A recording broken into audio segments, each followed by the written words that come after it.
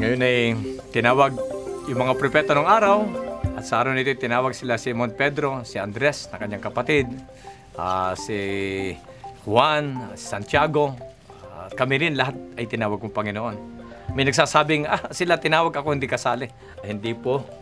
Ang sakit pong yun yung gusto lang natin maging observer.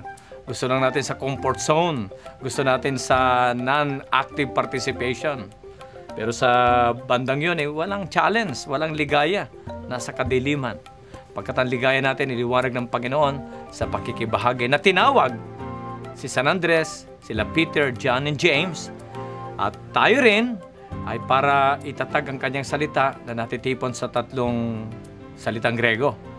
Una po ay Ebanghelia, Koinonia, Diakonia.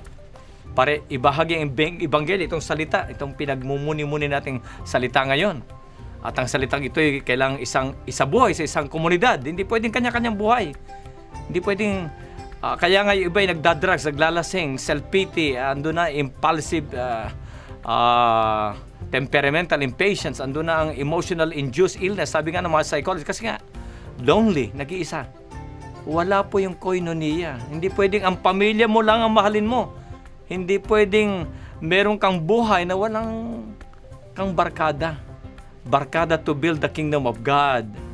A community of forgiveness, sharing with justice, love and compassion to one another so that others may believe, ay truly, yung palang salita niya ay Ebanghelya, yung palang koinonia, itong barkada niya, hindi lang pala gusali.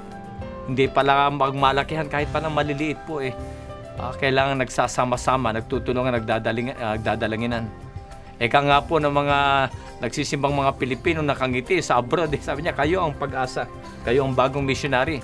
Kayo po ngayon binubuhay ang namatay na reliyon sa Europa na doon nagsimula yung ating mga santo.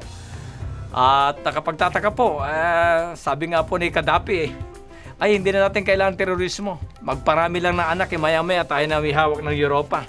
Yun ang pananampalataya na sana tulad ng mga apostoles, tulad ni San Andrew,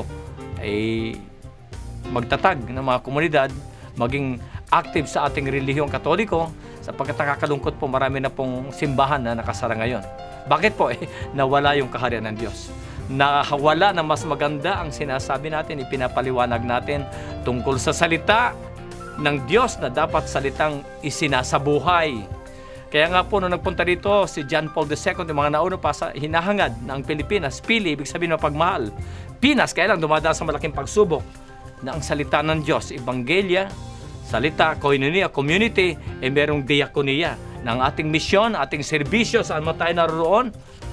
Tulad ni Mother Mary, maring ordinaryo, hidden, gawin natin na may pagmamahal, na pagmamalasakit, na ang pinakamagandang maiaalay mo, tulad ng ginawa ni San Andres, ay gawin ang lahat na yung malapit sa iyo, sa trabaho, sa pamilya mo, saan man. Akayin sila kay Kristo. Akayin sila sa salita ng buhay.